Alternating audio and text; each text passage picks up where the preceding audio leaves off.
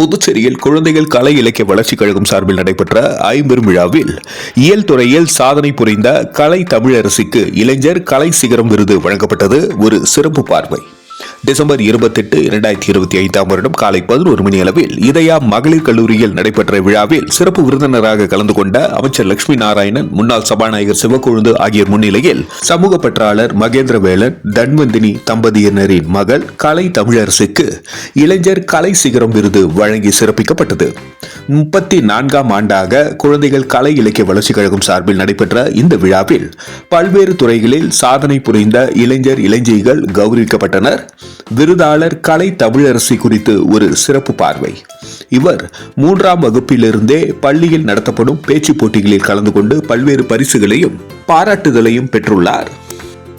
மேலும் பல்வேறு விழிப்புணர்வு பேச்சு போட்டிகளில் கலந்து கொண்டு மாநில பள்ளிகள் அளவில் முதல் பரிசினை பெற்றுள்ளார். 9ஆம் வகுப்பு படிக்கும் பொழுது பெருந்தலைவர் காமராஜர் பற்றிய பேச்சு போட்டியில் கலந்து கொண்டு மாநில அளவில் முதல் பரிசு பெற்று முதலமைச்சர் கரங்களால் பரிசு பெற்றது குறிப்பிடத்தக்கது. மேலும் சமீபத்தில் அன்பே சிவம் அறக்கட்டளை நடத்திய தீபாவளி சிறப்பு பட்டிமன்றத்தில் பேசி பரிசு பெற்று சிறந்த இளம் பேச்சாளர் என்ற பட்டமும் பெற்று இருக்கிறார். மற்றும் தன் பேச்சு கலையை வளர்க்க பல்வேறு முயற்சிகளை மேற்கொண்டு வருகிறார். நன்றி. மக்கள் மொழி செய்திகளுக்காக சரவணன், புதுச்சேரி.